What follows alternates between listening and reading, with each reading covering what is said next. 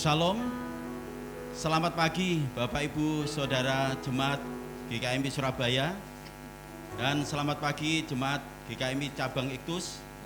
Kami percaya semua dalam keadaan sehat-sehat, karena semua perlindungan dari Tuhan, karena semua dari berkat penyertaan Tuhan dalam kehidupan kita.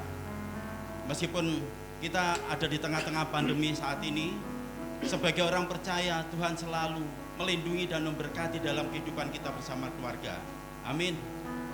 Bapak Ibu yang dikasihi Tuhan, dalam minggu pertama Oktober ini kita masuk di dalam perjamuan kudus. Dan perjamuan kudus ini akan dilaksanakan seluruh dunia. Sebagai umat percaya, kita harus datang, kita harus hadir. Kita selalu memberikan kekuatan karena Tuhan mengorbankan dalam kehidupannya untuk kita manusia. Jangan sia-siakan dalam pengorbanan itu. Dan begitu pula hari ini adalah hari bersama-sama gereja seluruh Indonesia untuk mengadakan perkabaran Injil. Kiranya semua tetap kita memberitakan kebenaran Tuhan, sehingga Tuhan mati di kayu salib tidak akan sia-sia. Oleh karena itu Bapak Ibu yang dikasihi oleh Tuhan Yesus Kristus, mari kami serahkan di dalam tangan kasih Tuhan. Ibadah ini akan dipimpin dalam perjamuan kudus ini oleh Bapak Pendeta Bilianus Moguntu. Kami mengharapkan kepada Bapak Ibu Saudara yang ada di rumah, kita dengan sikap benar-benar sungguh-sungguh rendah hati dan sungguh-sungguh rendahkan diri kita kepada Tuhan. Di dalam pelaksanaan ibadah nanti akan dipandu oleh Bapak Pendeta Bili, boleh berjalan dari awal pertengahan hingga akhirnya dalam kuasa bimbingan pimpinan Tuhan sendiri. Mari Bapak Ibu kita mulai ibadah pada minggu pagi hari ini. Kami ajak Bapak Ibu untuk bangkit berdiri. Dengarlah nas undangan beribadah. Tuhan ada di Baitnya yang kudus, Tuhan tahtanya di surga, matanya mengamati, sorot matanya menguji anak-anak manusia. Masuklah melalui pintu gerbangnya dengan nyanyian syukur, di dalam pelatarannya dengan puji-pujian. Bersyukurlah kepadanya, sebab Tuhan itu baik, kasih setianya untuk selama-lamanya, dan kesetiaannya tetap turun-temurun. Mari kita memuji Tuhan untuk ibadah pada minggu pagi hari ini. Kita pujikan Ku Masuk Ruang Maha Kudus.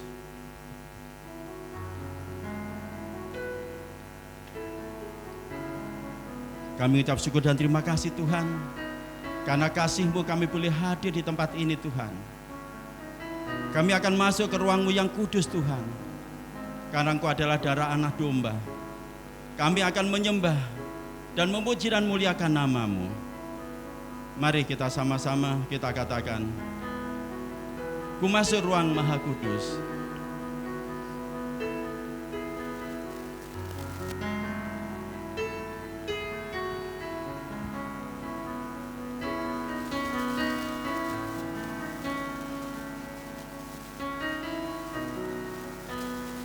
Kami mau menyembah-Mu Tuhan.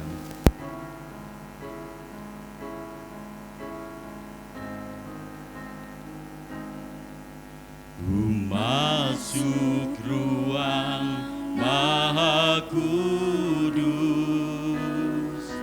dengan darah anak domba. Ku masuk dengan hati tulus, menyembah yang maha kuasa. Ku menyembah-Mu,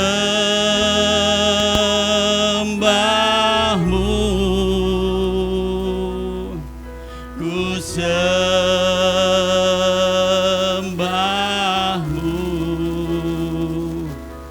ku menyembah-Mu,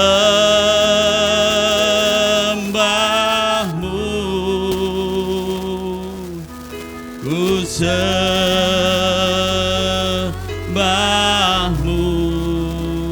sebab nama-Mu kudus, kudus Tuhan. Ku masuk ruang Maha Kudus, Ku masuk ruang Maha Kudus dengan darah anak domba. Ku masuk dengan hati tulus, menyembah yang Maha Kuasa. Ku menyembahmu, ku menyembahmu,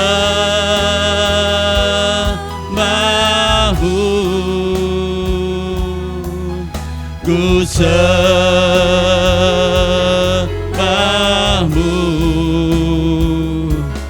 ku menyembahmu,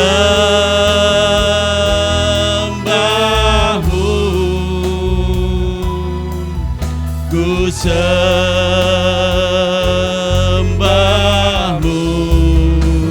sebab namamu kudus, kudus. Tuhan, katakan ku menyembahmu, ku menyembahmu,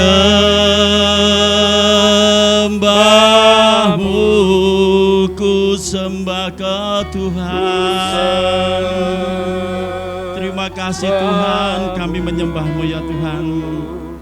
Ku menyembahmu, ku sembahmu Tuhan. Sembahmu, sebab namamu kudus, kudus. Tuhan, katakan sekali lagi, ku menyembahmu, ku menyembahmu, ku sembah ke Tuhan. Oh, Bapakmu, ku menyembahmu, menyembahmu, ku sembahmu,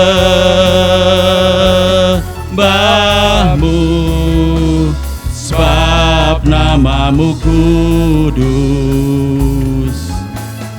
kudus.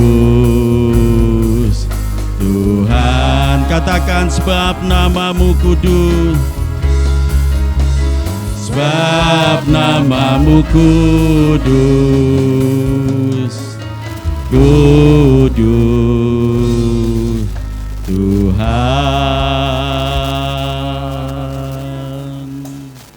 Kebaktian di hari Minggu ini yang dirangkai dengan peringatan Minggu Perjamuan Kudus Sedunia dan Hari Pekabaran Injil Indonesia.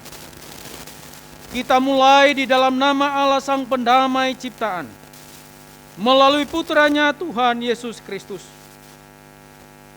Kasih karunia, rahmat, dan damai sejahtera kiranya turun atas kita di dalam nama Bapa, Putra, dan Roh Kudus.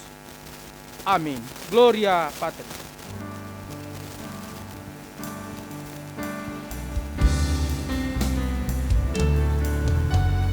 Mulia bagi apa? Bagi anak serta Roh Kudus, dari permulaannya, sekarang dan akan jadi selama-lamanya.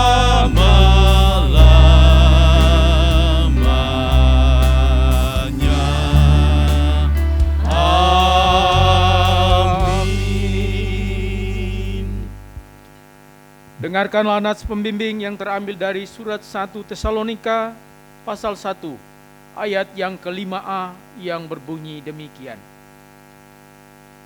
Sebab Injil yang kami beritakan bukan disampaikan kepada kamu dengan kata-kata saja, tetapi juga dengan kekuatan oleh Roh Kudus dan dengan suatu kepastian yang kokoh. Amin, amin, amin.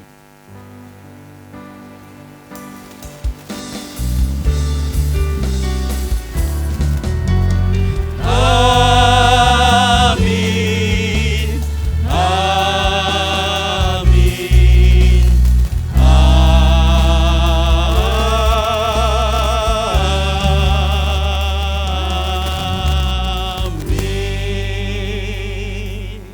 Jemaat dipersilakan duduk. Oh haleluya, masih ada sukacita Bapak Ibu yang dikasih Tuhan. Kita selalu memandang Tuhan di dalam kehidupan kita. Kita selalu memujinya, karena aku berpasrah kepada Tuhan dan berharap kepada Tuhan. Siang malam kita selalu ingat Tuhan, karena itu Dia adalah pelindung kita. Mari kita memujikan kiri kananku ada Tuhan. Dengan penuh sukacita Bapak Ibu yang dikasih Tuhan, Tuhan selalu mengharap dalam kehidupan kita supaya kita bersujud di hadapannya. Mari kita katakan kiri kananku ada Tuhan. Kiri kananku ada Tuhan, sekelilingku ada Tuhan, dalam hidupku ada Tuhan. Yesus selalu bersamaku. Kiri kananku ada Tuhan, sekelilingku ada Tuhan, dalam hidupku ada Tuhan. Selalu bersamaku, katakan ku selalu memandang Tuhan, ku selalu memuji Dia, ku berpasrah kepada Tuhan dan berharap kepadanya. Siang malam ku ingat Tuhan, karena Tuhan pelindungku. Bersama Dia ku takkan gentar menghadapi semua musuh. Kanan kiriku, kiri kananku ada Tuhan, sekelilingku ada Tuhan, dalam hidupku ada Tuhan. Yesus selalu bersamaku. Kiri kananku ada Tuhan, sekelilingku ada Tuhan, dalam hidupku ada Tuhan. Yesus selalu bersamaku. Oh haleluya, kita katakan Tuhan, ku selalu memuji Dia, ku berpasrah kepadamu Tuhan, kepada Tuhan dan berharap kepadanya. Siang malam ku ingat Tuhan, karena Tuhan pelindungku.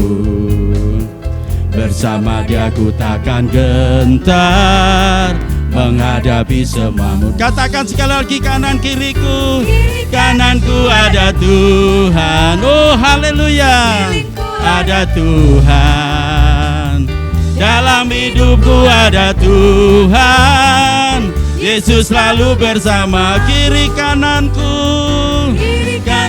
ada. Oh haleluya, sekelilingku ada Tuhan, dalam hidupku ada Tuhan. Yesus selalu bersamaku. Katakan Yesus selalu bersamaku. Katakan sekali lagi, Yesus selalu bersamaku. Haleluya. Puji Tuhan, Bapak Ibu yang dikasih Tuhan, kita telah bersukacita untuk memuji dan memuliakan nama Tuhan, sehingga menyenangkan hati Tuhan dalam kehidupan kita. Mari Bapak Ibu yang dikasih Tuhan, siapkan hati dan pikiran kita untuk mempersiapkan hati. Kita dengarkan kebenaran firman Tuhan, dan begitu pula setelah firman akan dilangsungkan untuk perjamuan kudus. Oleh karena itu dengan sikap yang sungguh-sungguh kita akan memuliakan nama Tuhan. Mari sebelum firman dan doa akan disampaikan oleh Bapak Pendeta Bilianus Moguntu, mari kita pujikan pribadi yang mengenal hatiku. Kami rindu kehadiran-Mu ya Tuhan.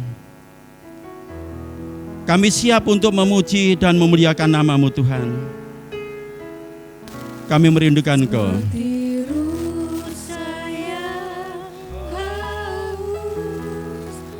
Rindu aliran sungaimu,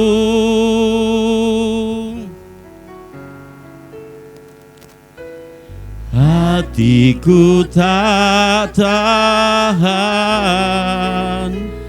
menunggumu.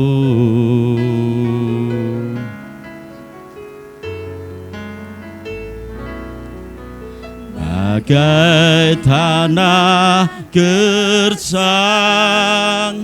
menanti datangnya hujan,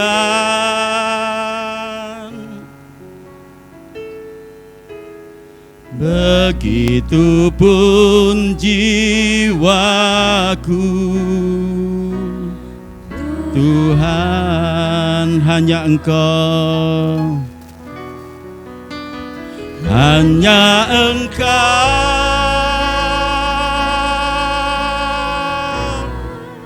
pribadi yang mengenal hatimu. Tiada yang tersembunyi bagimu, seluruh isi hatiku Kau tahu, dan bawaku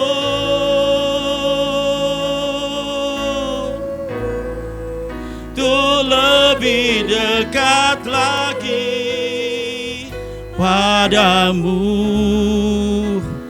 tinggal dalam indahnya dekapan kasih-Mu. Kami rindu di hadapan-Mu Tuhan. Kami merindukan Engkau, kebenaran-Mu Tuhan. Hari ini terus kekal sampai selama-lamanya. Mari kita katakan sekali lagi, seperti rusa yang haus. Rusa yang haus, rindu aliran sungaimu, hatiku tak tahan. Oh, menunggumu ya Tuhan.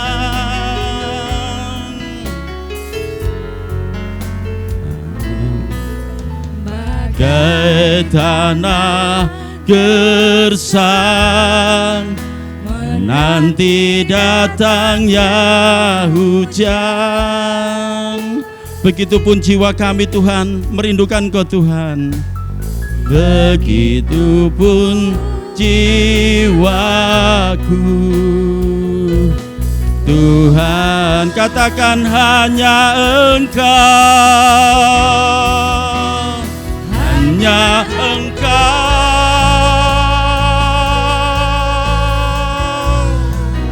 pribadi yang mengenal hatiku. Tiada yang tersembunyi bagimu, seluruh isi hatiku Kau tahu, dan bawaku untuk lebih dekat padamu,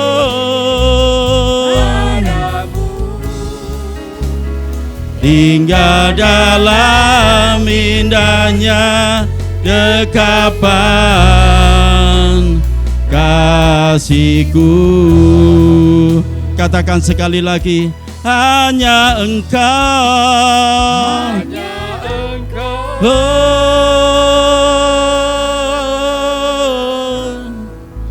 pribadi yang mengenal hatiku. Tiada yang tersembunyi bagimu, seluruh isi hatiku Kau tahu, dan bawaku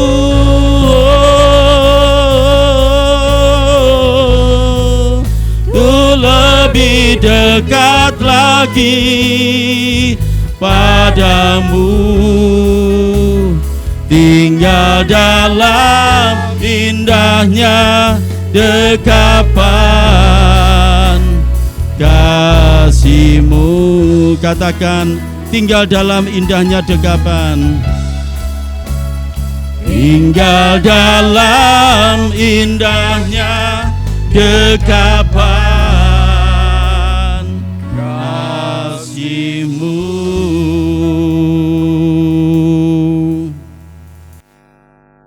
Jemaat Tuhan, kita akan mendengarkan bagian firman Tuhan pada minggu ini. Mari kita mempersiapkan hati kita. Satu di dalam doa, mari kita berdoa. Ya Bapa Surgawi, di dalam-Mu ada kepenuhan terang dan hikmat.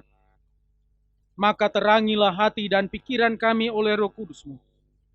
Dan berikan kami anugerah untuk menerima firman-Mu dengan hormat dan dengan rendah hati.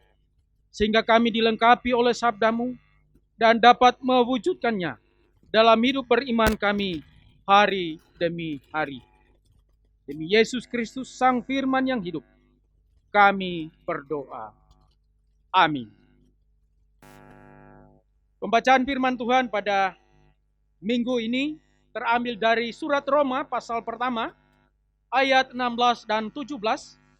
Roma pasal 1 ayat 16 dan 17.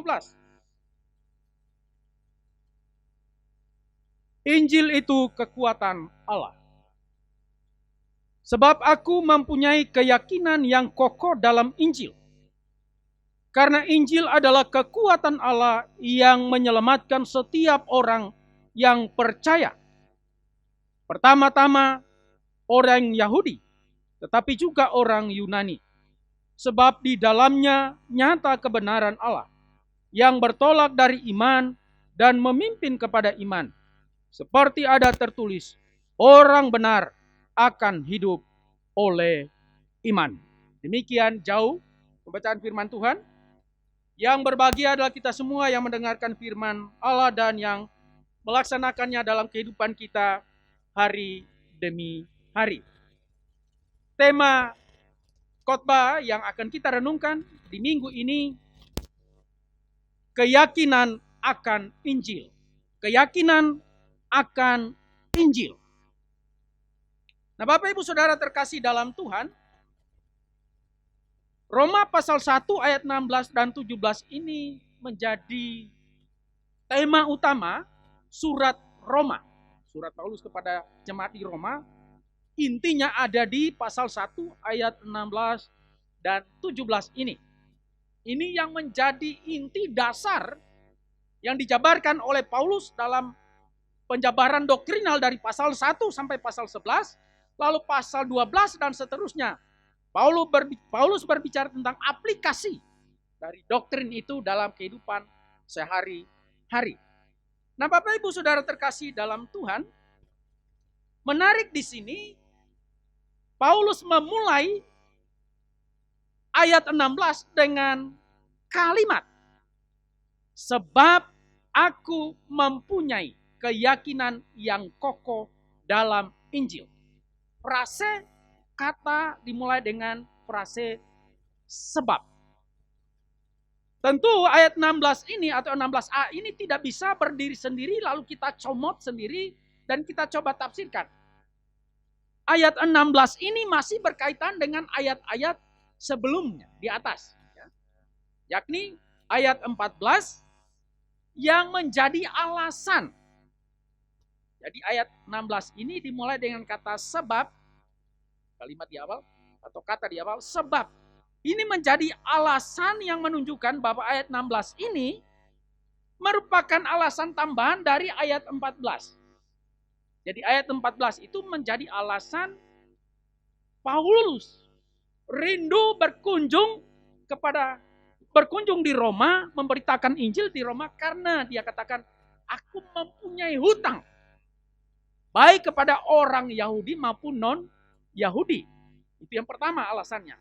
Sehingga dia pingin ke Roma. Yang kedua, alasan yang kedua, dalam ayat 16 ini, dia katakan, aku mempunyai keyakinan yang kokoh akan Injil. Nah, ini terjemahan Indonesia. Terjemahan dalam bahasa Inggris semua dibandingkan dengan teks Yunaninya itu bagus, lebih bagus. Terjemahannya harusnya begini. Sebab aku tidak malu terhadap Injil. Aku tidak malu terhadap Injil.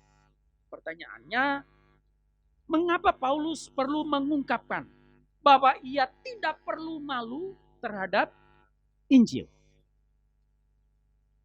Saya ingin supaya kita lebih bisa memahaminya, karena ini khotbah doktrin, kita coba hal-hal praktis.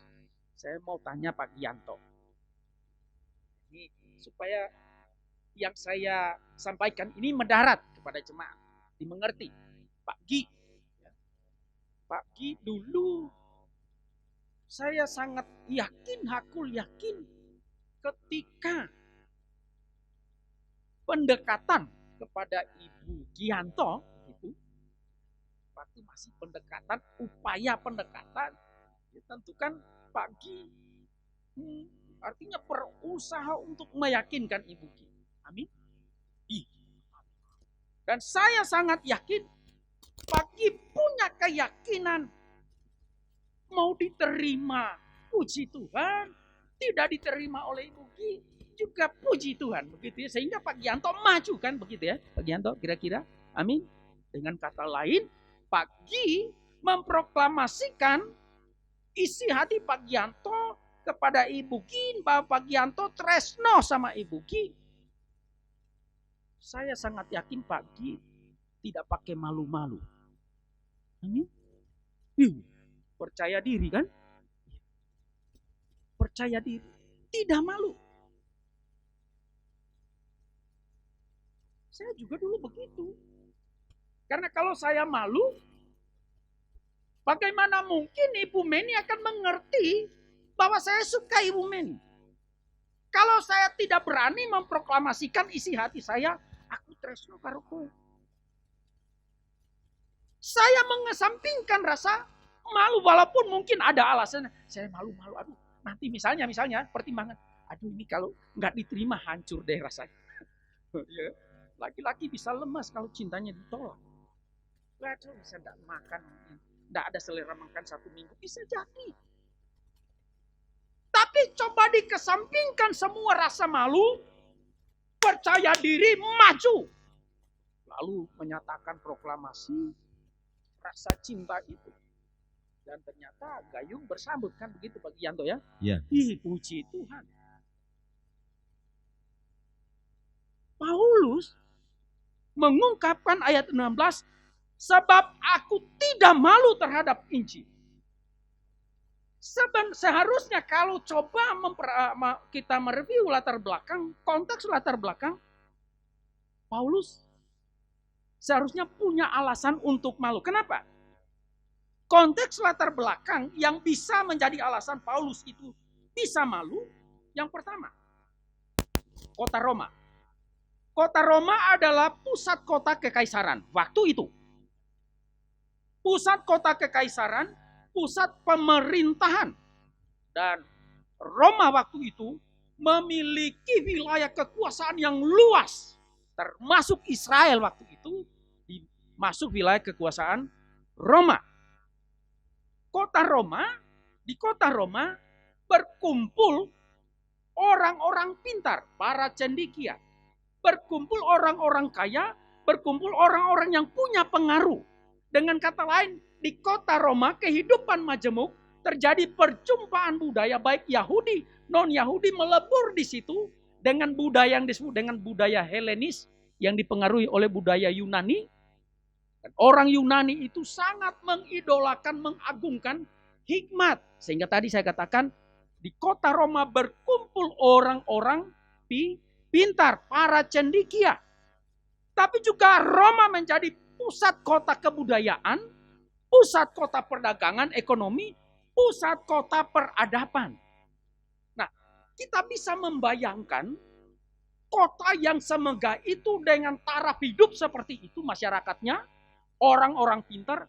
Lalu Paulus datang membawa berita Injil hanya berbicara soal Yesus Kristus mati di kayu salib menebus dosa manusia. Sederhana.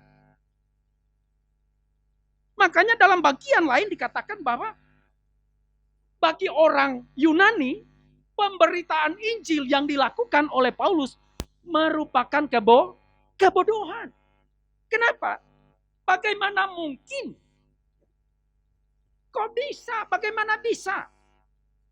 Orang Yahudi mati di kayu salib sebagai kriminal. Kan sejajar dengan para penjahat dia kan, bisa jajarkan. Mati sama-sama mati di kayu salib. Sejajar dengan dua orang penjahat. Bagaimana mungkin dia menjadi juru selamat manusia? Dan itu menurut orang Yunani itu kebodohan. Jadi dengan kata lain susah untuk diterima. Itu satu. Yang kedua, bagi orang Yahudi pemberitaan Injil merupakan batu sandungan. Mengapa? Karena bagi orang Yahudi, bagaimana mungkin seorang, kan orang Yahudi konteksnya waktu itu menantikan Mesias yang akan melepaskan mereka dari penjajahan Roma. Lah ini kok Mesias yang dinantikan itu, yang katanya Mesias ini mati mengenaskan di kayu salib. Dan dia sendiri tidak bisa menyelamatkan dirinya sendiri, mati mengenaskan. Bagaimana dia akan menyelamatkan bangsa Israel? Makanya bagi orang Yahudi pemberitaan Injil itu menjadi batu sandungan. Dua konteks ini bisa dimengerti bahwa Paulus punya alasan untuk menjadi malu dengan berita Injil yang dia sampaikan. Tetapi Paulus katakan begini. Ayat 16. Sebab aku mempunyai keyakinan yang kokoh dalam Injil. Tadi terjemahan yang seharusnya. Sebab aku tidak malu terhadap Injil. Pertanyaannya, apa yang menjadi alasan sehingga Paulus mengatakan dia tidak malu terhadap Injil? Saya sangat yakin, aku yakin, pagi ketika proklamasi perasaan itu kepada Ibu Yanto, ya, tadi kan nggak malu, nggak pakai malu, kan begitu ya? Tentu punya keyakinan, ada alasan tertentu kan pagi ya? Ya, ada. Kira-kira satu aja Pak, alasannya pagi kenapa nggak pakai malu sehingga berani proklamasi itu? Ya, punya keyakinan tinggi, Pak. Keyakinan tinggi, percaya diri tinggi. Terima apa tidak, urusan belakang. urusan belakang. Pokoknya proklamasi dulu ya. Iya. Iya. Paulus, kalau apa yang disampaikan oleh pagi, kira-kira gambaran seperti itu. Orang Yahudi maupun non-Yahudi yang ada di Roma, yang dia rindukan supaya mereka mendengar Injil. Urusan mereka mau terima atau enggak, itu urusan belakangan. Penting Paulus katakan, dia tidak malu terhadap Injil. Dia akan sampaikan Injil kepada orang-orang di Roma. Soal persoalan nanti mereka tolak atau enggak, urusan belakang. Tapi Paulus katakan, aku tidak malu terhadap Injil. Kenapa? Paulus sampaikan begini.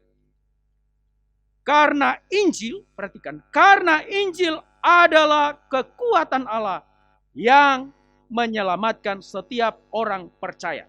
Saya ulangi. Karena Injil adalah kekuatan Allah. Sampai di sini.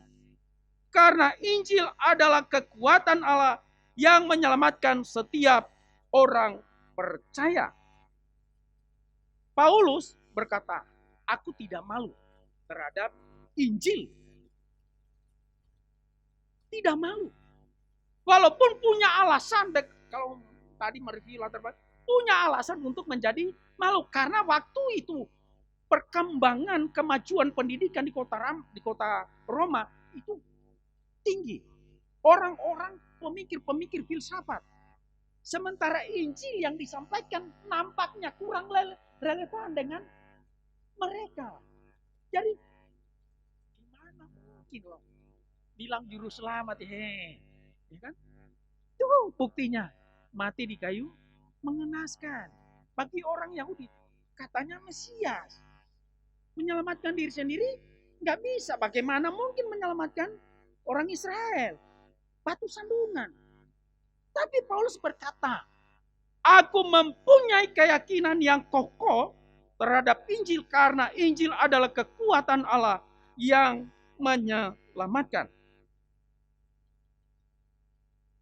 Paulus punya alasan mendasar kenapa dia menyampaikan ini. Satu, alasan yang pertama, bahwa Paulus memiliki pengalaman sendiri bagaimana hidupnya diubahkan oleh Tuhan ketika ia bertemu dengan Kristus.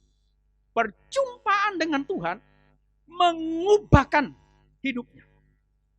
Perjumpaan dengan Kristus di jalan ke Damsik itu mengubah hidupnya 180 derajat dari seorang pembunuh orang percaya menjadi seorang pemberita Injil yang setia sepanjang hidupnya sampai dia mati. Karena itu dia sampaikan, aku memiliki keyakinan yang kokoh terhadap Injil karena Injil adalah kekuatan Allah yang menyelamatkan setiap orang percaya. Dia punya pengalaman sendiri. Yang kedua, Injil, kata yang digunakan di kekuatan dari kata dunamis. Injil adalah kuasa Allah yang mengubahkan. Jadi kata kekuatan terjemahan dari bahasa Yunani dunamis artinya kuasa.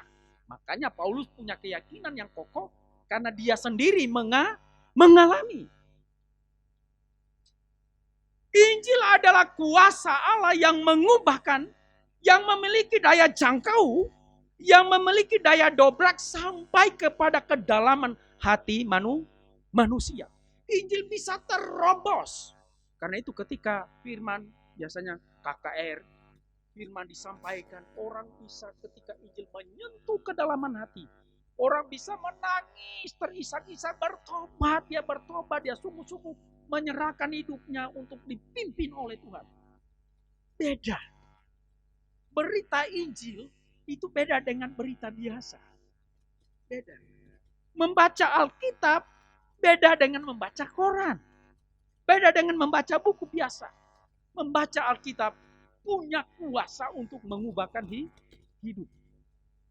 Bahkan ada orang yang bertobat karena hanya ketika lewat di depan gereja lalu dia mendengar khotbah disampaikan, hatinya tersentuh, dijamah oleh Tuhan. Dia bertobat. Bahkan ada yang model lain. Dia bertobat karena mendengarkan lagu rohani. Yang lain bertobat hanya membaca satu ayat saja lalu coba membandingkan. Selama ini yang aku percaya, dia mulai ragu. Dia cari kebenaran, dia temukan di dalam Alkitab. Alkitab punya kuasa mengubahkan. Injil punya kuasa mengubahkan, memiliki daya dobrak, memiliki daya jangkau sampai ke kedalaman hati orang. Dan Injil punya kuasa mengubahkan hidup orang. Itu yang kedua. Yang ketiga, Injil bukan berita mati. Injil memiliki kuasa menyelamatkan orang percaya. Karena di dalam Injil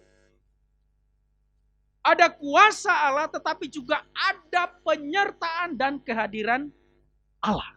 Kalau kita coba flashback ke Matius 28 ayat 19 sampai 20, amanat agung itu dimulai dengan pernyataan agung. Kepadaku telah diberikan segala kuasa di surga dan di bumi. Lalu perintah agung, pergilah jadikanlah segala bangsa muridku.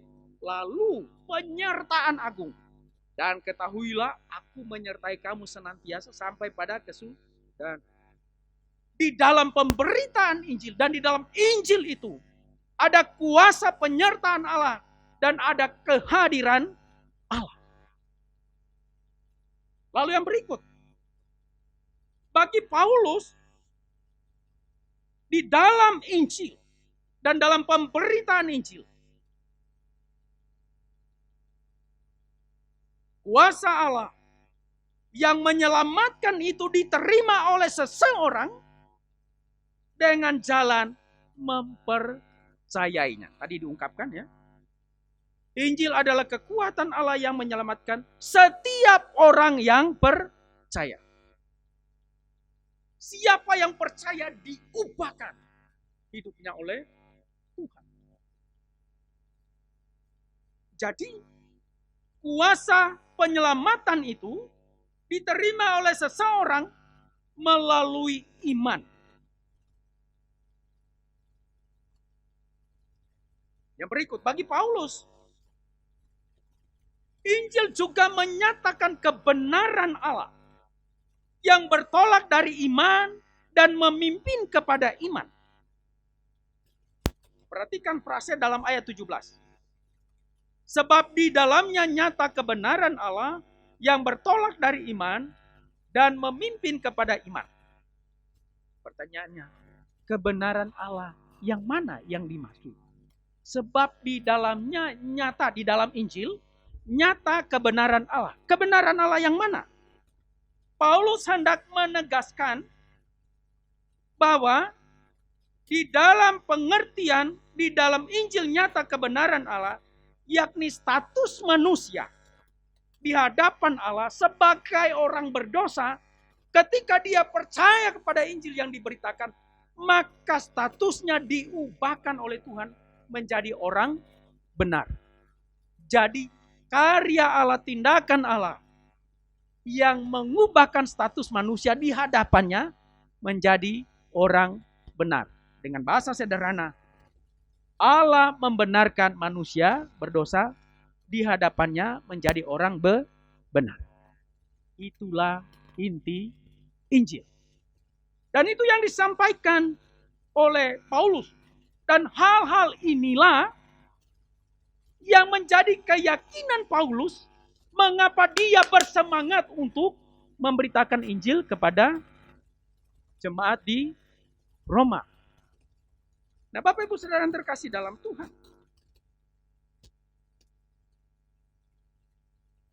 kalau kita mengingat ada lagu dari Kidung Jemaat, dan lagu itu lagu energik, temponya ngebeat ya, lagu tentang pemberitaan Injil. Ada yang tahu?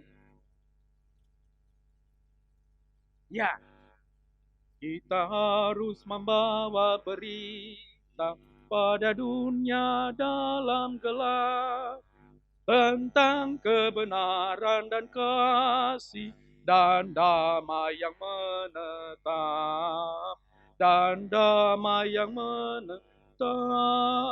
Karena gelap jadi remang pagi dan remang jadi siang terang, kuasa Kristus kan nyatalah, rahmani dan cemerlang. Ya, dari lagu ini dimulai dengan kalimat kita harus. Karena memang panggilan kita, orang percaya, panggilan murid Kristus adalah sebagai pewarta atau pemberita Injil. Itu menjadi satu keharusan yang harus kita hidupi. Dan ketika kita menunaikan panggilan sebagai pewarta dan pemberitaan Injil, ingatlah bahwa penyertaan Tuhan, kuasa dan kehadiran Tuhan ada bersama dengan kita. Dan itu yang juga diyakini oleh Paulus. Nah, kalau kuasa dan kehadiran Allah ada bersama dengan kita ketika kita mewartakan Injil, kenapa kita takut untuk memberitakan Injil? Pertanyaannya, berapa orang yang sudah kita bawa kepada Tuhan sampai saat ini? Coba kita hitung di tahun ini, mau mengakhiri tahun ini. Ada satu yang kita bawa? Ada yang 2? Ada yang 3? Ada yang lebih dari 5? Atau sampai saat ini masih 0? Padahal udah jelas-jelas kita punya keyakinan yang kokoh karena Injil adalah kuasa Allah yang sanggup mentransformasi kehidupan orang, mengubahkan hidup orang. Lewat pemberitaan Injil Tuhan hadir, kuasanya dinyatakan. Tuhan menyertai pemberitaan Injil. Nah, kenapa kita takut memberitakan Injil? Nah, mungkin ada alasan-alasan lain. Kenapa kita tidak mau memberitakan Injil? Padahal lagu dari Kidung Jemaat itu mengatakan, kita harus membawa berita pada dunia dalam gelap. Kita harus. Karena memang Matius 28 tadi ayat 19 dan 20 sudah dimulai dengan pernyataan agung, perintah agung, lalu penyertaan agung. Bagaimana Tuhan menyertai ketika kita memberitakan Injil. Nah, saudara-saudara, walaupun nampaknya, katakanlah kita punya alasan kenapa kita tidak memberitakan Injil. Misalnya orang punya alasan, saya tidak pandai bicara, saya tidak pandai ngomong. Sesederhana apapun berita inti Injil itu kita sampaikan. Ketika mulut kita berbicara tentang kebenaran Injil, di sana Tuhan juga turut serta dalam kuasanya mentransformasi dia yang mendengar Injil itu. Dan orang itu ketika hatinya dibuka, membuka hati mendengar Injil, Tuhan menjamah hatinya dan mengerjakan pekerjaan Injil dalam kehidupannya. Tugas kita hanya menyampaikan Injil. Soal dia bertobat atau menerima atau menolak, menunda, itu pekerjaan Roh Kudus. Kita hanya sebagai sarana untuk memberitakan. Tapi itu pun kita biasanya kan banyak ngelesnya. Yang tadi kan, gitu, kita kasih alasan, aku gak pandai ngomong. Aku gak bisa, kalau udah ketemu orang gugup duluan. Mulut saya langsung mingkem kayak ada kuncinya lah. Padahal tadi kita ingat. Padahal Tuhan beserta dengan kita. Injil adalah kuasa Allah yang mengubahkan hidup orang. Nah, kalau kita ngerti itu, seharusnya kan semakin kita menggebu-gebu untuk memberitakan Injil. Saya ingat pengalaman saya ngomong Injil sederhana kepada seorang ibu yang usia 102 tahun. Usia 102 tahun, gimana saya mau bertele-tele menyampaikan? Sederhana. Saya sampaikan kehidupan di dunia ini singkat. Akan ada kehidupan setelah kematian. Dan kehidupan setelah kematian itu ditentukan ketika kita mengambil keputusan. Saya mau kemana? Pilihannya ada dua. Mau ke surga apa? Lalu saya tanya, Mbah, mau pilih yang mana? Awalnya saya agak bingung karena saya pikir karena usianya segitu, saya pikir nggak ngerti bahasa Indonesia. Ternyata tahu dia, bisa. Wah, saya lebih lancar menyampaikan karena dia ngerti bahasa Indonesia. Saya pingin ke surga. Nah, kalau pingin ke surga jalannya cuma satu. Percaya dan terima Gusti Yesus. Percaya dan terima Gusti Yesus sebagai Tuhan, satu-satunya Tuhan dan Juru Selamat. Percaya, terima Tuhan Yesus, maka Mbah namanya dicatat di surga, di buku kehidupan. Kalau Mbah nanti waktunya Tuhan panggil, Mbah jalannya ke surga. Oh mau? Saya mau. Mbah mau terima Tuhan Yesus? Mau. Saya bimbing. Doakan dia terima Tuhan Yesus. Sederhana. Karena yang tadi, kita hanya alat menyampaikan. Ketika mulut kita berbicara menyampaikan Injil, maka di sana karya Allah dinyatakan. Allah menjamah hati orang, Allah mengubah hidup orang.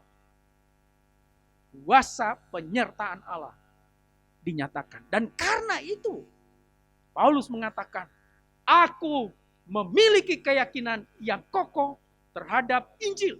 Karena Injil adalah kekuatan Allah yang menyelamatkan setiap orang percaya. Nah, Bapak Ibu Saudara yang terkasih dalam Tuhan. Sekali lagi, kalau Injil itu adalah kuasa Allah, berita Injil itu adalah kuasa Allah yang disampaikan, kuasa yang menyelamatkan kehidupan manusia.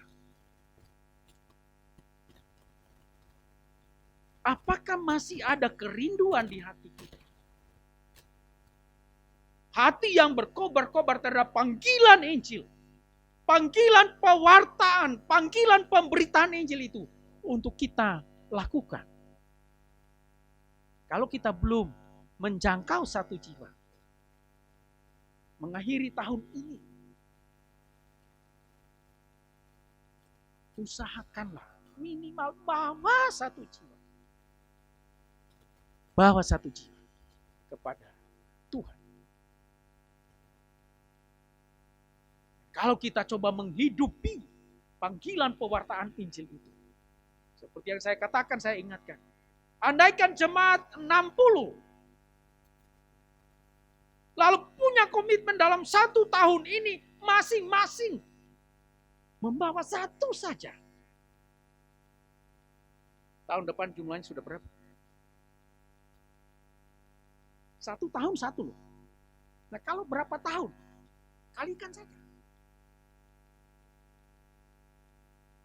Seharusnya kan kita tidak punya alasan untuk tidak memberitakan Injil. Karena tadi kita harus membawa berita. Nah Bapak Ibu Saudara terkasih dalam Tuhan, dalam rangka minggu Perjamuan Kudus Sedunia dan Hari Pekabaran Injil Indonesia, di depan di meja perjamuan ada roti dan anggur di hadapan kita, yang adalah juga simbol dari karya pendamaian yang dikerjakan oleh Allah di atas kayu salib itu. Sehingga kita beroleh pendamaian itu. Itulah inti Injil yang Tuhan kerjakan. Lewat roti dan anggur itu ada kuasa yang mengubahkan. Inti Injil disampaikan. Ketika kita mengambil bagian dalam perjamuan Tuhan kali ini, kembali kita diingatkan tentang panggilan kita. Supaya kita tidak lupa panggilan kita. Sebagai pewarta dan pemberita Injil. Sehingga ketika kita makan roti dan minum anggur itu, bukan saja kita mengenang karya pengorbanan Kristus di kayu salib, tetapi juga mengingatkan kita, panggilan kita untuk tidak malu terhadap Injil, tetapi juga untuk memiliki keyakinan penyertaan Tuhan ketika kita memberitakan Injil. Sehingga atas keyakinan itu ada roh yang menyala-nyala di dalam hati kita untuk kita memberitakan Injil. Maka mari kita jadikan tugas pemberitaan Injil itu sebagai tugas utama kita. Karena kita memiliki keyakinan yang kokoh di dalam Injil. Karena Injil adalah kuasa Allah yang menyelamatkan setiap orang percaya. Amin. Bapak Ibu, mari kita berdoa dalam doa syafaat. Kami bersyukur Tuhan di minggu ini dalam perkenan-Mu kami boleh dituntun oleh Tuhan dalam sepanjang minggu.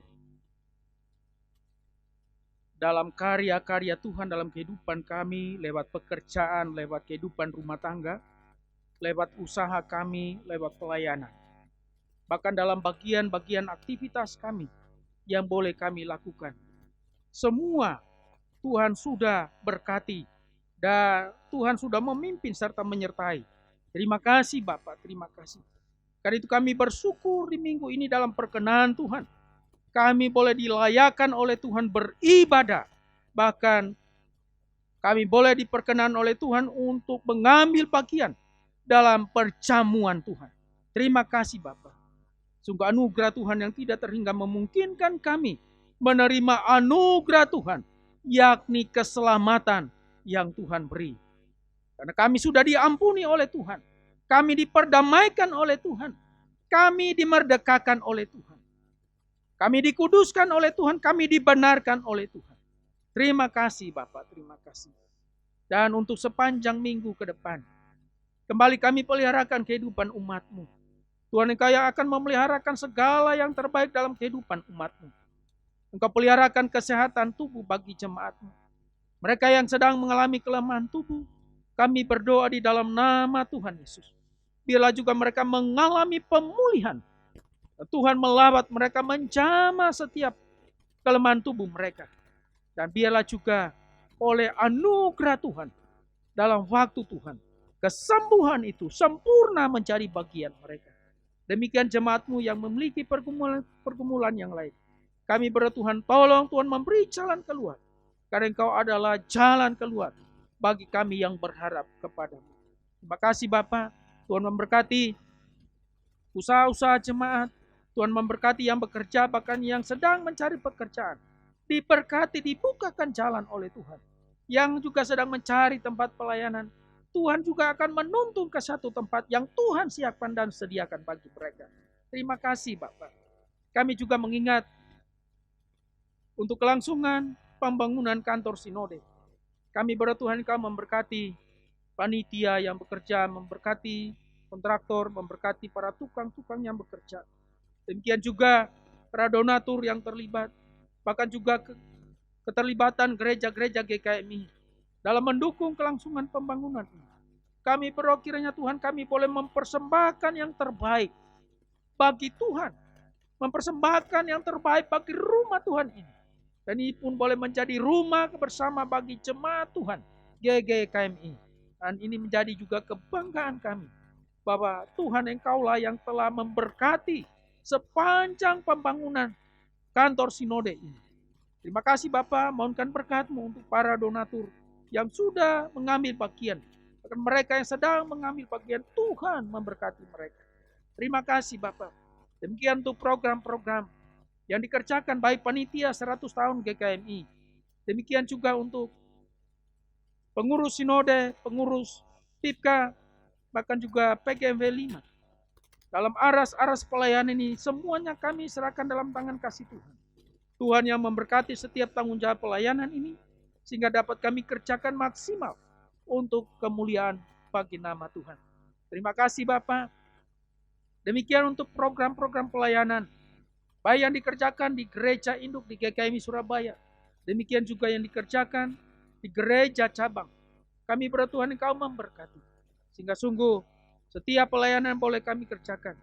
Kami persembahkan hasilnya maksimal untuk kemuliaan bagi nama Tuhan. Memberkati rekan-rekan pengurus di cabang Iktus, demikian majelis di gereja induk. Tuhan jadikan kami sebagai mitra. Kami boleh bergandeng tangan bersama melakukan tanggung jawab pelayanan ini. Dan apa yang boleh kami kerjakan sungguh mempermuliakan nama Tuhan. Terima kasih Bapak. Demikian kami berdoa juga Tuhan untuk upaya-upaya pemerintah kami dalam menanggulangi penyebaran virus corona yang mengkhawatirkan tapi juga menakutkan bagi kami. Tuhan tolong setiap kebijakan-kebijakan pemerintah, baik tingkat pusat sampai ke daerah-daerah. Tuhan Engkau yang akan memberkati, Engkau yang akan menolong saudara-saudara kami para tenaga medis yang ada di garis depan, yang berjibaku menolong saudara-saudara kami yang terpapar virus corona. Tuhan, Engkau pelihara mereka, jagai tutup bungkus mereka dengan kuasa darah-Mu. Tidak satu pun dari mereka akan terpapar, kami tolak patahkan kuasanya di dalam nama Tuhan Yesus. Biarkanlah juga mereka boleh dipeliharakan oleh Tuhan dalam pelayanan mereka, pelayanan kemanusiaan, untuk menolong banyak saudara-saudara kami yang membutuhkan pertolongan. Demikian juga kami berdoa Tuhan, pemerintah pusat sampai ke daerah-daerah, bahkan juga untuk pemerintah kota Surabaya. Kami berdoa untuk semua kebijakan yang ada. Sungguh biarkanlah itu juga ditaati oleh masyarakat di kota Surabaya ini. Jaga protokol kesehatan, melakukan protokol kesehatan. Melakukan disiplin terhadap diri sendiri. Untuk kebaikan kami dan kebaikan orang lain. Supaya dengan demikian, penyebaran virus corona ini boleh dikendalikan dan pada akhirnya kami boleh melihat hasil yang maksimal bahwa pemerintah kami melakukan upaya-upaya maksimal untuk menanggulangi penularan virus corona ini. Kami berdoa anugerah Tuhan bagi bangsa dan negara kami. Demikian bagi kota Surabaya yang kami cintai ini. Terima kasih Bapa. Ini doa kami, syafaat kami yang kami bawa kepadamu di dalam nama Tuhan Yesus yang sudah mengajar kami berdoa. Bapa kami demikian. Bapa kami yang di surga, dikuduskanlah namamu, datanglah kerajaanmu, jadilah kehendak-Mu di bumi seperti di surga. Berikanlah kami pada hari ini makanan kami yang secukupnya, dan ampunilah kami akan kesalahan kami, seperti kami juga mengampuni orang yang bersalah kepada kami. Dan janganlah membawa kami ke dalam pencobaan, tapi lepaskanlah kami daripada yang jahat. Karena Engkaulah yang punya kerajaan, dan kuasa, dan kemuliaan, sampai selama-lamanya. Amin. Kita akan masuk dalam pelayanan perjamuan. Untuk itu kita akan menyanyikan satu lagu pengantar. Bapak Ibu yang dikasihi Tuhan, persiapkan hati kita masuk di dalam perjamuan kudus. Mari kita pujikan tercurah darah Tuhanku.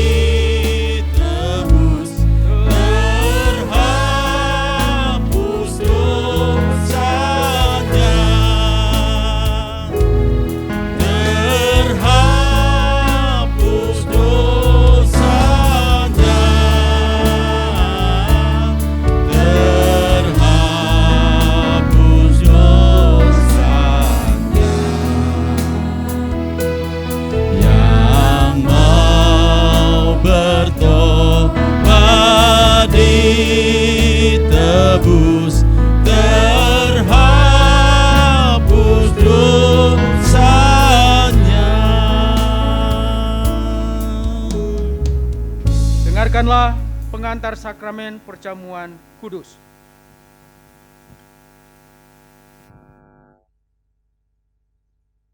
Tuhan Yesus berfirman, "Marilah kepadaku semua yang letih lesu dan berbeban berat. Aku akan memberi kelegaan kepadamu." Matius 11 ayat 28.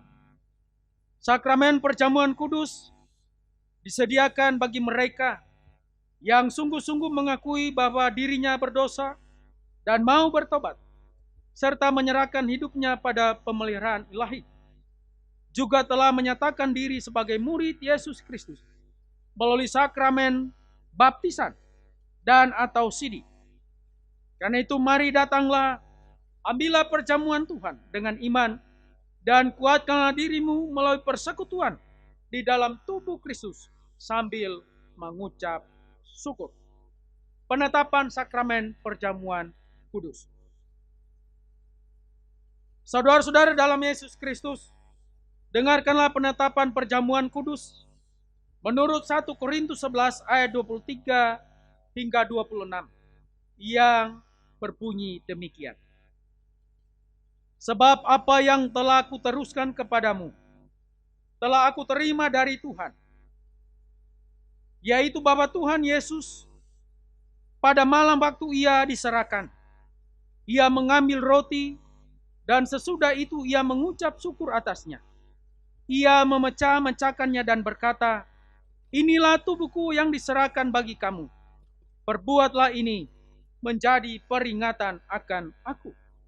Demikian juga ia mengambil cawan sesudah ia makan, lalu berkata, "Cawan ini adalah perjanjian baru yang dimeteraikan oleh darahku. Perbuatlah ini setiap kali kamu meminumnya, menjadi peringatan akan aku. Sebab setiap kali kamu makan roti ini dan minum cawan ini, kamu memberitakan kematian Tuhan sampai Dia datang."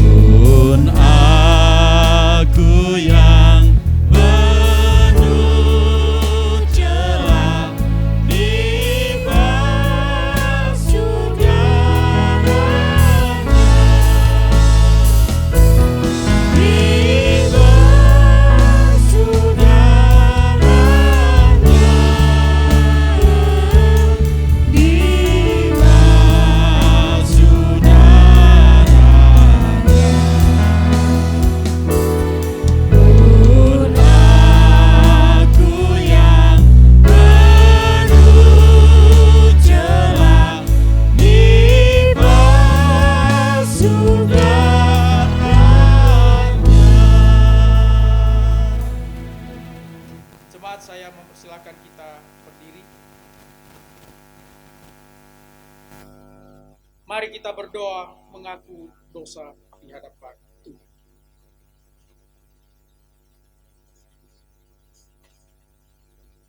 Ya Allah yang Maha Kasih, dengan segala kerendahan hati kami, sebelum kami menghampiri meja perjamuan-Mu, kami datang membawa segala pergulatan batin kami. Kami menyadari bahwa kami telah berdosa terhadap Tuhan dan sesama kami. Karena itu, kami mohon kiranya melalui perjamuan ini, hidup kami diperdamaikan kembali melalui penebusan Yesus Kristus. Ini doa kami di dalam nama Tuhan Yesus. Kami berdoa. Amin. Bagi kita yang dengan sungguh-sungguh menyesali dosa-dosanya di hadapan Tuhan dan bersedia dituntun oleh kehendak Allah, maka dengarkanlah berita pengampunan dosa sebagaimana tertulis dari Mazmur 103 ayat 8 sampai 13 yang berbunyi demikian. Tuhan adalah penyayang dan pengasih, panjang sabar dan berlimpah kasih setia. Tidak selalu ia menuntut dan tidak untuk selama-lamanya ia mendendam. Tidak dilakukannya kepada kita setimpal dengan dosa kita, dan tidak dibalaskannya kepada kita setimpal dengan kesalahan kita. Tetapi setinggi langit di atas bumi, demikian besarnya kasih setianya atas orang-orang yang takut akan Dia. Sejauh timur dari barat, demikian dijauhkannya daripada kita pelanggaran kita. Seperti Bapa sayang kepada anak-anaknya, demikian Tuhan sayang kepada orang-orang yang takut akan Dia. Jemaat dipersilakan duduk.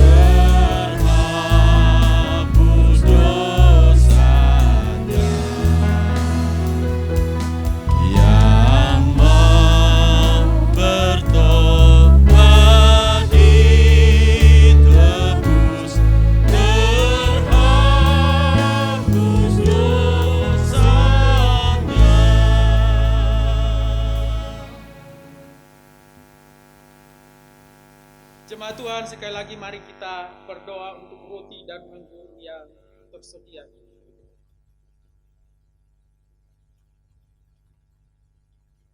Ya Yesus Sang Penebus, berkatilah roti dan anggur yang adalah lambang tubuh dan darah-Mu.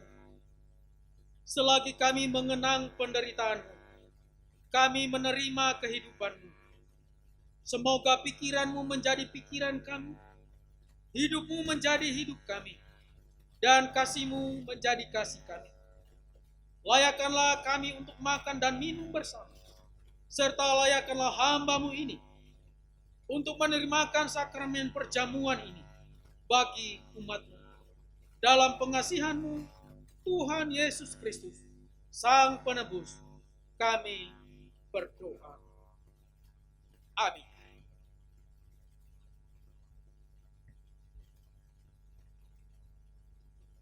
Pada waktu malam ketika Yesus hendak diserahkan, Ia mengambil roti, mengucap syukur atasnya, lalu memecah-mecahkannya dan berkata, "Inilah tubuhku yang diserahkan bagi kamu.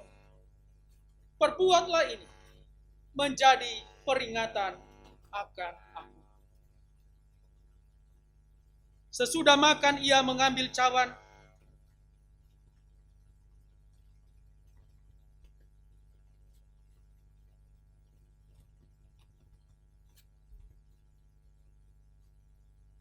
dan berkata, "Cawan ini adalah perjanjian baru yang dimeteraikan oleh darahku. Perbuatlah ini setiap kali kamu minum dari cawan ini menjadi peringatan akan aku." Sambil jemaat mempersiapkan roti dan anggur di rumah masing-masing, akan diiringi oleh lagu pengantar perjamuan baiknya yang kedua.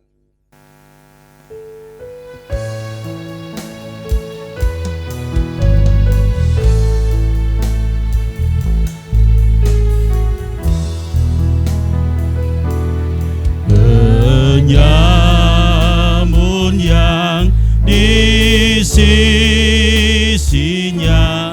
diberi anugerah, pun aku yang penuh celah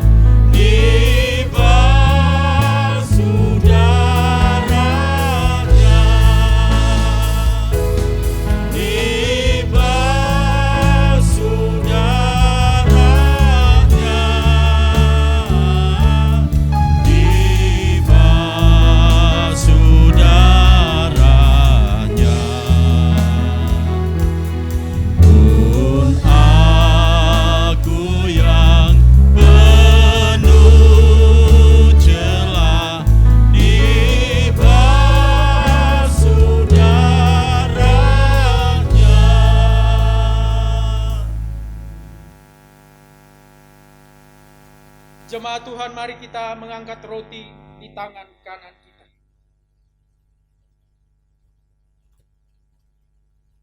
Roti yang dipecah-pecahkan ini adalah persekutuan dengan tubuh Kristus. Makanlah kamu semua daripadanya. Sebab setiap kali kamu makan roti ini, kamu memberitakan kematian Tuhan sampai Ia datang. Kita makan roti perjamuan ini bersama sambil mengenang karya pengorbanan Kristus yang sudah menyelamatkan kita di kayu salib. Kita makan bersama di dalam nama Tuhan Yesus Kristus.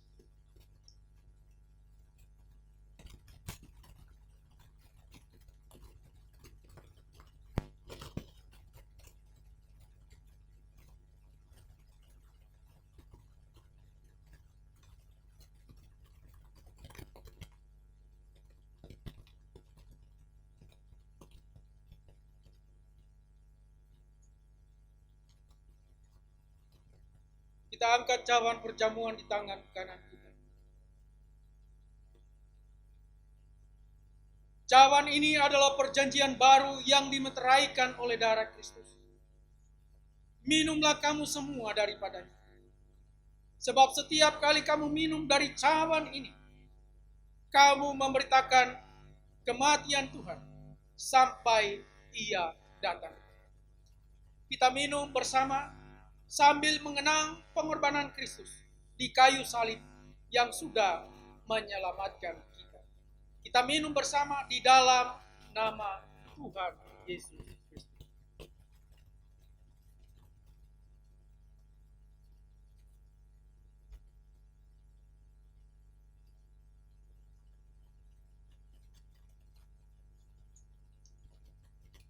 Jemaat Tuhan, sekali lagi mari kita satu di dalam doa. Ya Allah Bapa yang di surga, yang dalam anak-Mu telah memulihkan kami oleh pengorbanannya di kayu salib, yang kini kami rayakan dalam perjamuan kudus ini. Kami mengucap syukur karena Engkau telah mengumpulkan kami bersama-sama dalam sukacita surgawi melalui pesta rohani yang indah ini. Kami mengucap syukur untuk anugerah penebusan yang telah Engkau nyatakan bagi kami. Kini kepadamu kami persembahkan diri kami menjadi korban yang hidup, kudus, dan yang berkenan. Kami persembahkan syukur kami. Di dalam nama Tuhan Yesus kami berdoa. Amin. Kembali lagu pengantar perjamuan kita nyanyikan. Bait pertama.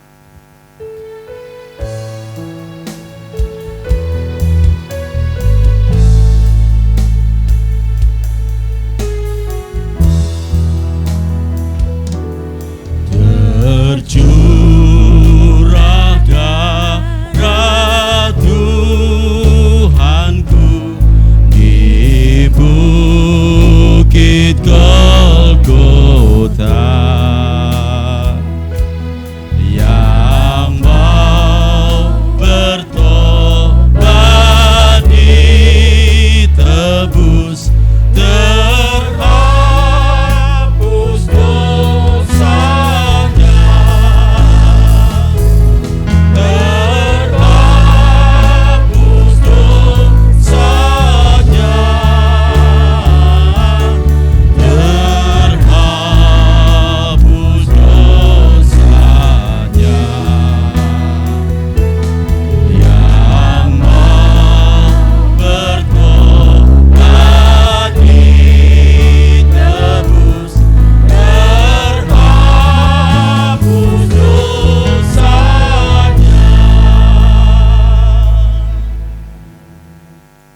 Kita bersyukur kepada Tuhan, Bapak Ibu yang dikasihi Tuhan, kita telah mendengarkan firman Tuhan.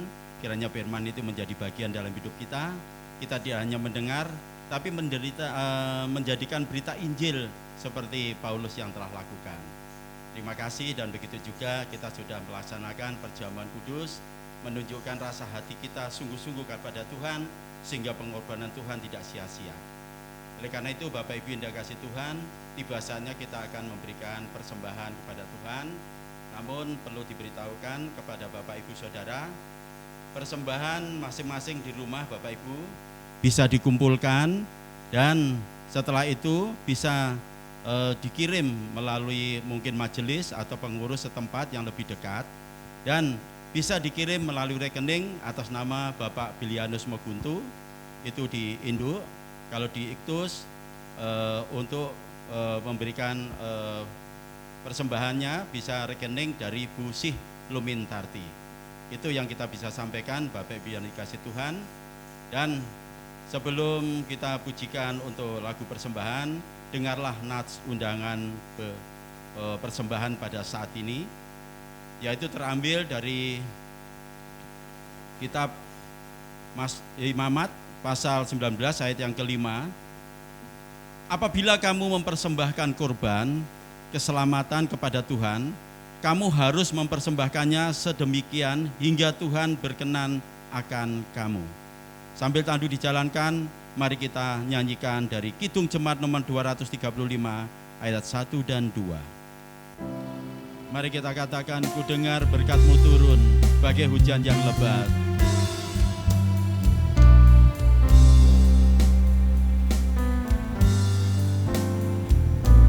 Ku dengar berkat-Mu turun bagai hujan yang lebat, menghidupkan padang gurun dan menghibur yang penat. Aku pun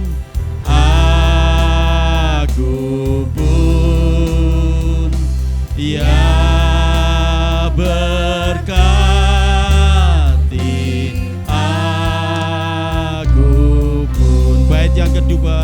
Bapak jangan kau lewati. Bapa jangan kau lewati aku, walau ku jemaat, ku tak layak kau dekati, namun rahmat-Mu besar. Aku pun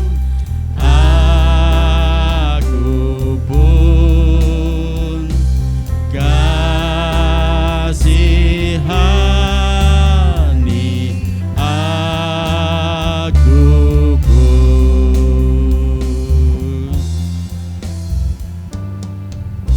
Puji Tuhan, Bapak Ibu yang dikasihi Tuhan, kita akan mengakhiri pada ibadah perjamuan kudus pada pagi hari ini. Namun sebelumnya kita akan memuji Tuhan, kita mendengarkan dulu warta jemaat untuk memberitahuan kepada seluruh jemaat, khususnya jemaat cabang Iktus, yang mana akan dilaksanakan pemberkatan nikah atas nama Saudara Ramang Sudarta dan Saudari Helena Yulia Kristanti Wakim pada tanggal 10 Oktober tahun 2020. Untuk karena itu Bapak Ibu yang dikasihi Tuhan, untuk mempersiapkan hati masing-masing Bapak Ibu untuk datang di dalam pernikahan, kiranya persiapan ini kepada Saudara Ramang dan Saudara Helena untuk menjaga kesehatan sehingga pelaksanaan dari Sabtu nantinya boleh berjalan dengan baik oleh karena pimpinan Tuhan. Bapak Ibu yang dikasihi Tuhan, mari kita mengakhiri ibadah ini. Kami ajak Bapak Ibu untuk berdiri. Mari kita pujikan dengan pujian Tuhan Penebusku.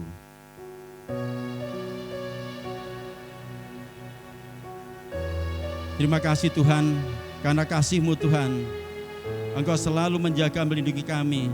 Engkau adalah penebus kami. Besar mulia kasih-Mu,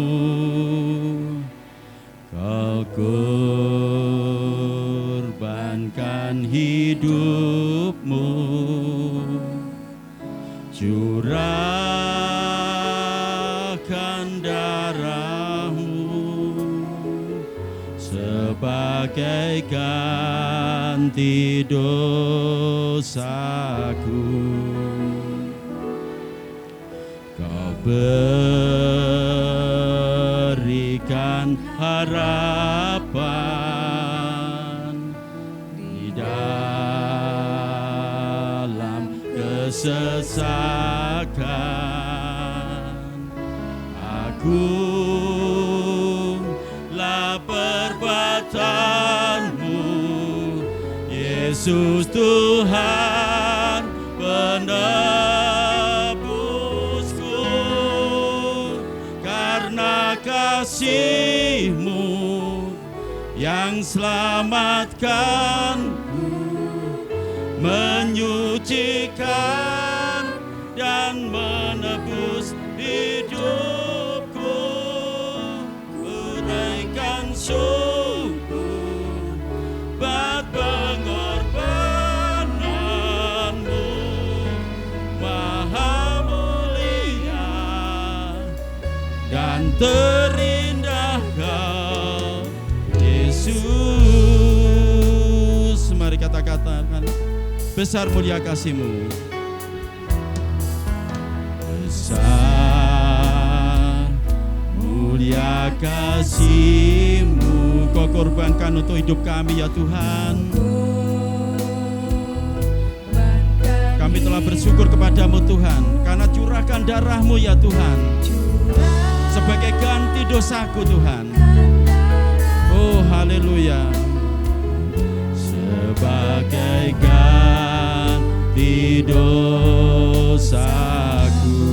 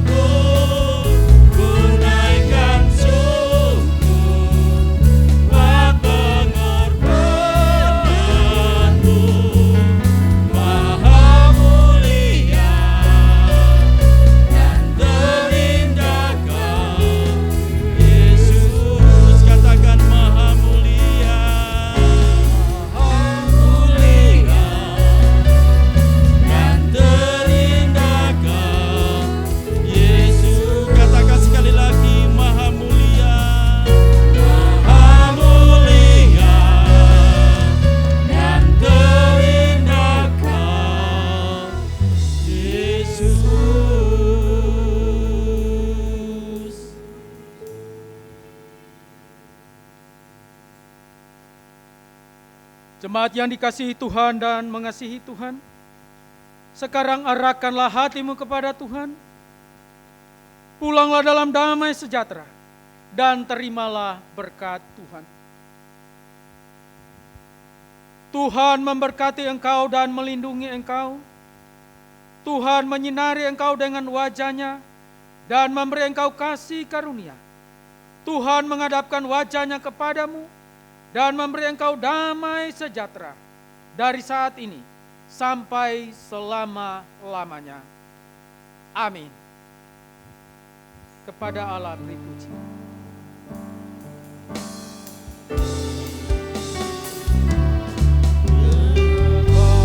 Kepada Allah dipuji, semua makhluk di bumi. Padanya ku beri pujian.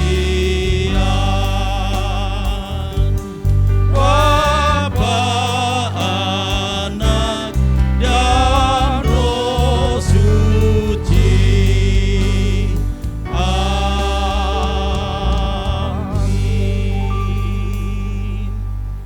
Jemaat bersaat teduh sejenak.